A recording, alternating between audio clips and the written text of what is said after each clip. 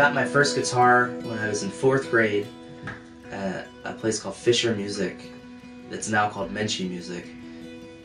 And it was, I still have it somewhere. It's a red and white Squire, and it sounds like shit. It never sounded good. It never really stayed in tune. And I put stickers all over it. I even put some studs in it around the pick guard. So if I was strumming really hard and I wasn't careful, I cut my hand a few times on the stud that seemed important, because it made my guitar that much punker.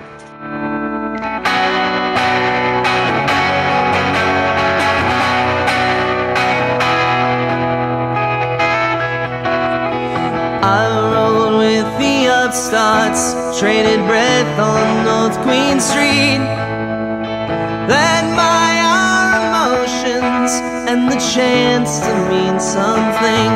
I curse the reverb in my ears when I get lonely, and meet down by the ambition that never let me go. I'm singing for gold in this never-ending wasteland. Turn up the forgotten, revive what's been undone. Oh, wide-eyed kid in wonder, safety pins aren't on my sleeve. 17 in San Francisco, born to shed naivety. I roam the echoes of my mind when I get lonely, and caught up in the detail of to have and have nots. I'm singing for gold in this never-ending wasteland.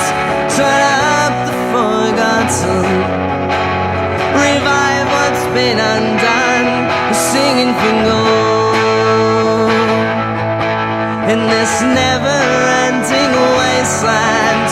Who knows how far I'll be when the cadence buries me, singing for gold.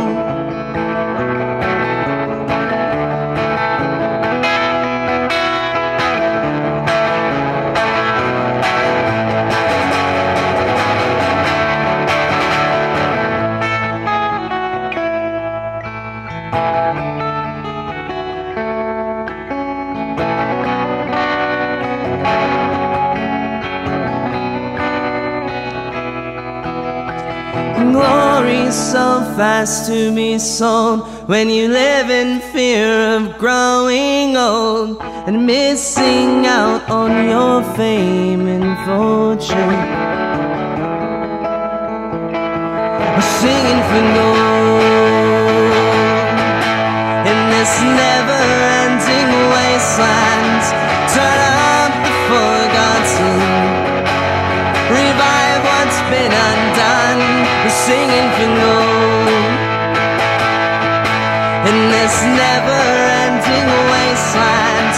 Who knows how far I'll be when the cadence buries me. We're singing for gold in this never-ending wasteland. Who knows how far I'll be when the cadence buries me. We're singing for gold.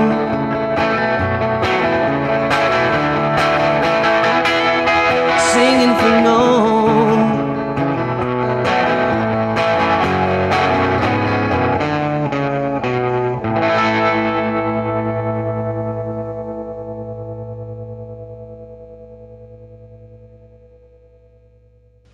The junior year of high school, I started a band with friends of mine called the Statics. But we were determined, man. We worked hard. We played a lot locally. It did well, and then we did a little bit of touring in California and around the East Coast. And I'm still really proud of that stuff. I'm not so sure that the recordings truly capture how good I felt that we were, but you know, we were a really great live punk rock and roll band, we would be proactive enough to rent out fire halls and VFW halls and moose lodges and community centers and all of those sorts of places. But inevitably, it was just like once you rented it out the first time, it was just an hourglass. And it was like that because it was only a matter of time, usually a short amount of time, before somebody did something stupid at said VFW or fire hall that would prompt the folks that run it to say, no, we're not having these punk rock shows anymore. We're not going to have these kind of kids here anymore. So I don't know. It got kind of weird around here. There was always kids and there were always bands, but there weren't consistent venues, and that all kind of changed when a few of the stores joined forces and opened 12XU, because in the back of that store they had a show space, they had a venue space. And not only would touring bands come through there, you know, if they weren't big enough to play the Chameleon, and there was a point in time where people like, you know, Bright Eyes and,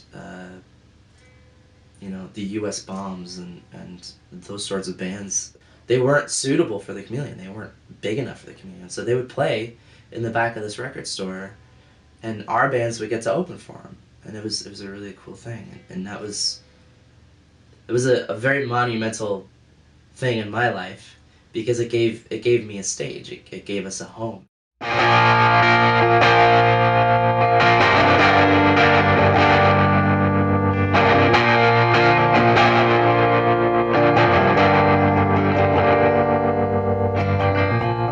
Early trains on a Sunday, the time slips right through our hands. We're up to dream of the good days, may never see them again. Life goes on out the windows of parents, children, and friends, with shots and candles we forget of those that won't have the chance. And set your dreams and take off. If we get old, don't forget, with our whole lives in one suitcase, we walk on through hell.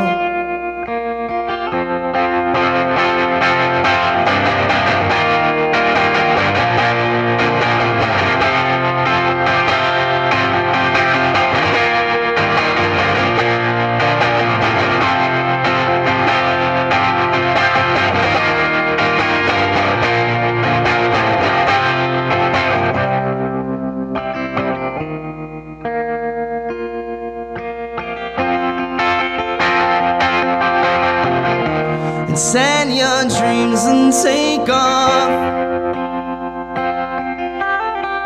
If we get old, don't forget, with our whole lives in one suitcase, with our whole lives in one suitcase, with our whole lives in one suitcase, we walk on through hell and give it our best.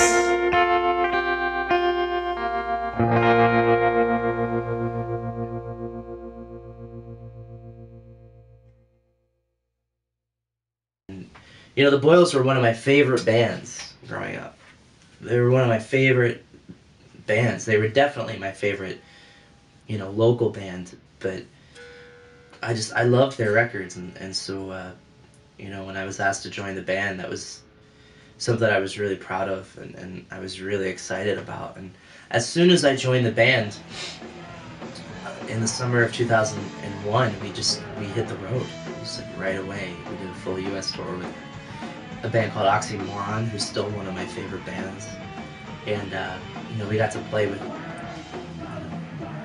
Anti-Nowhere League and Agnostic Front, you know, all of these great bands that I loved. And then you know, there was the balance, because I was a full-time student as well, so I was trying to balance a full class load and also be in a, you know, touring band. You know, I did that, but then at a certain point in my collegiate career, you know, the Boyles were doing pretty well, and I was actually in another band called VPR from Washington, D.C. And it was at that point that I kind of needed to get some stuff situated with my education, and I had the opportunity to go study abroad in Germany, and I took it. So I took a semester off, a 5-month period of time off of both the Boyles and VPR to go to Berlin and do Holocaust studies and just be a student. So there I was without any sort of musical entity, but I had this little 4-track tape recorder, and I started writing songs. I would just kind of write a guitar riff and then play it back and record on another track, another riff over it, and then on another track I would plug in this really shitty microphone and just kind of sing words or just make sounds and syllables for vocal melodies or whatever I came up with. And that was really what I consider to be the beginning of Divided Heaven. I could have swore the ends were fraying into many different sides, 1,000 new conclusions, none of which were right. The minutes feel like gravity holding down the hours past, with no weight or resolution to overturn the hourglass. No, I know I don't belong, but could you help me understand that what's coming around now is what we should have stopped back then? But I'm right, yeah, I'm doing alright. I lost my faith in misery when I was too fucked up to lie. No, I can't find a reason to hold on. Don't make me change my mind, but perhaps I will in time.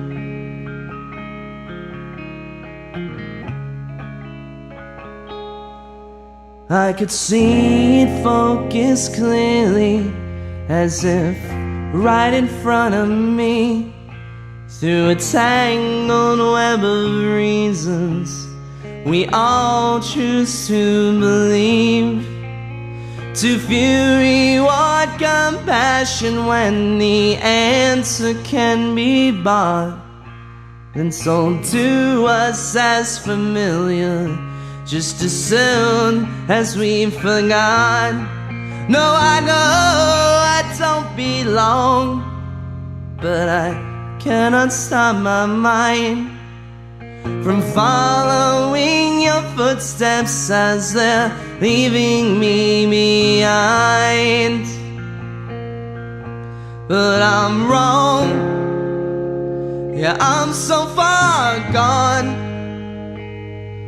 from my idea of myself that I could share with no one else. No, I can't find a reason to hold on to this future in my hands, and I can really forgot to plan.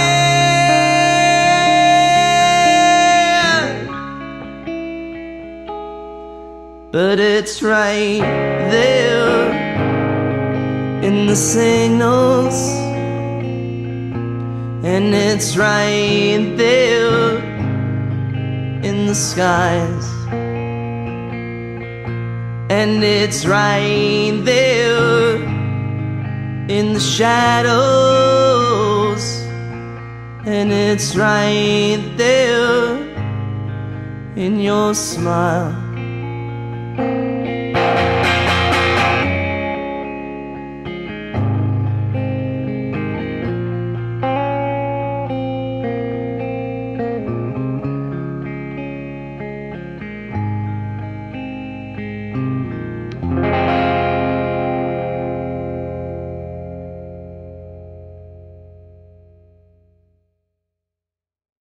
But my time in New York, you know, it was there. I thought, all right, well, I know how to play the guitar, but I don't know how to sing. So if I'm gonna do this and I'm gonna actually be a good singer, I should probably learn from somebody who is a good singer. So I took vocal lessons from an opera singer on Roosevelt Island every week for a year and a half, and that was like my my salvation, because all of a sudden everything that I had been writing down I could actually sing in key most of the time anyway, once I learned how to sing properly, and I was able to manipulate my own voice the way that I wanted to. I instantly felt I became a better songwriter, and I was just really stoked. I mean, when I was a kid and I took piano lessons, I couldn't keep with it. When I took guitar lessons, I couldn't keep with it. And when I took voice lessons, I was just so fucking determined to just see it through and be good. You know, it was really important that I was a good singer, and people thought I was a good singer when they heard me, and I'm still kind of like that, you know. At the end of 2012 and the beginning of 2013, I started writing a lot of new songs and going through a lot of old songs, even stuff from the Berlin tapes, and compiling songs that would become Youngblood. And I had heard a friend of a friend was this guy Charlie Stavish, who was recording, I think, Jane's Addiction at the time. But yeah, Charlie was you know, we became friends, and he liked my new songs, and we were interested in working together. So we recorded Youngblood over the summer of 2013, and you know, I signed a deal with Say10 Records out of Richmond, Virginia, to do the record. And you know, it was the first time in my life that I ever did a record that was released properly, that was publicized properly, that was promoted properly, that had a tour to go along with the release of the record. It had a street date, it had a digital date, it had a worldwide date, it had everything just kind of fell into place as a real release, you know. And I was just really stoked on that, and I'm so proud of that record. Charlie and I put so much work into that record, and not work in terms of tinkering with effects and stuff like that, but really doing our best to let the songs breathe on their own and speak for themselves, that still make the record sound like a cohesive piece of art.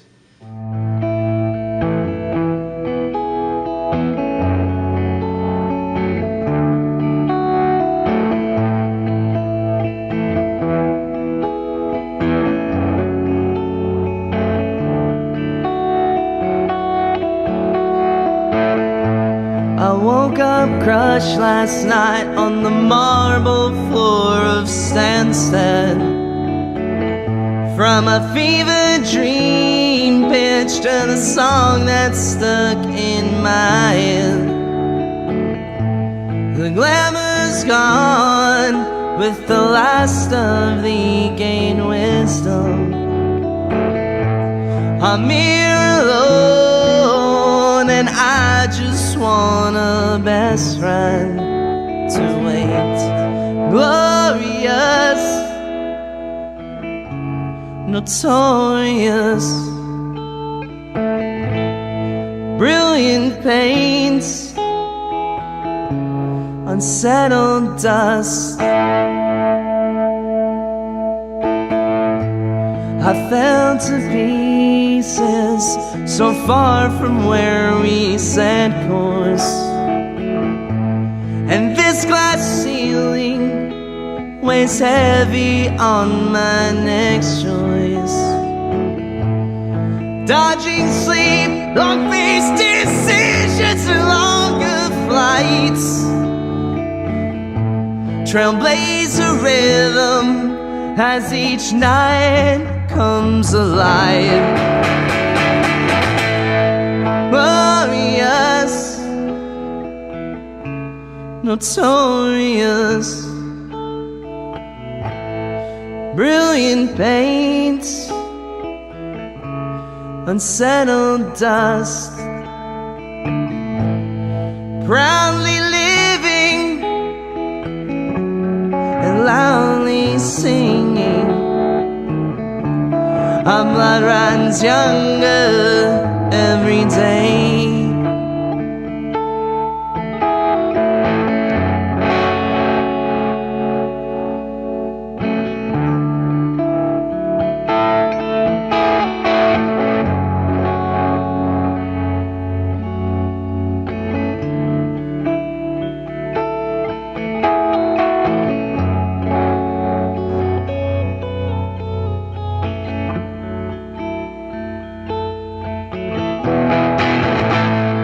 Glorious,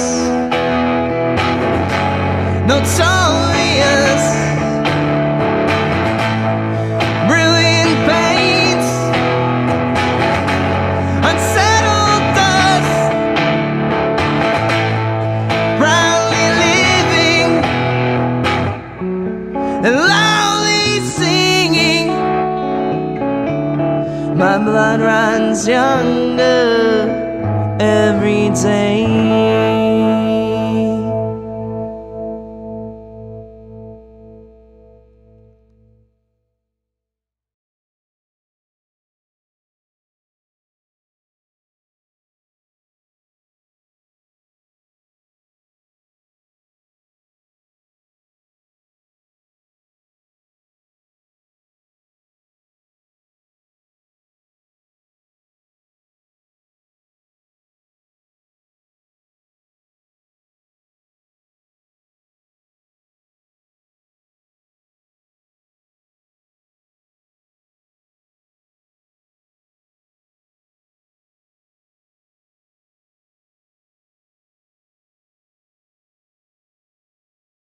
It made my guitar that much punker.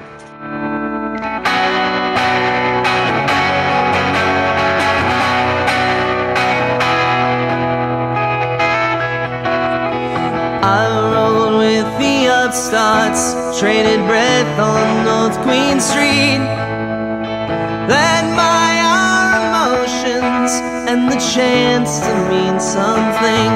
I curse the reverb in my ears when I get lonely, and meet down by the ambition that never let me go. I'm singing for gold.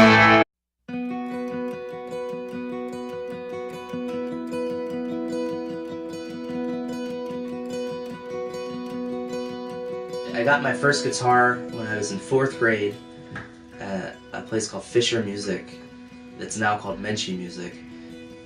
And it was, I still have it somewhere. It's a red and white Squire, and it sounds like shit. It never sounded good. It never really stayed in tune.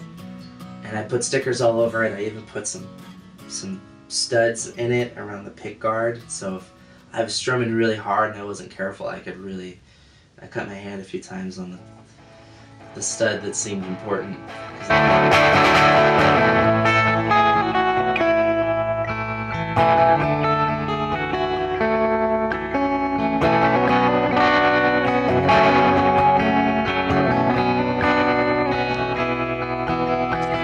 Glory's so fast to be sold when you live in fear of growing old and missing out on your fame and fortune.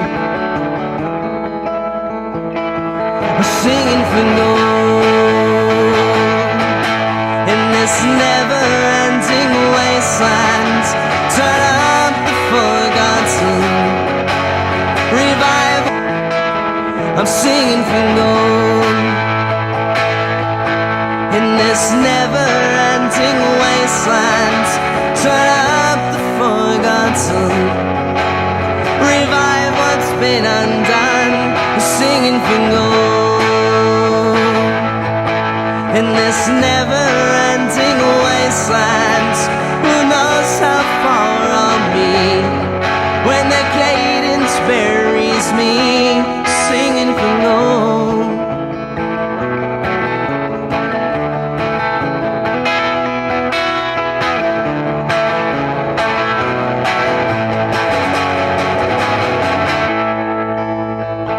In this never-ending wasteland, turn up the forgotten, revive what's been undone.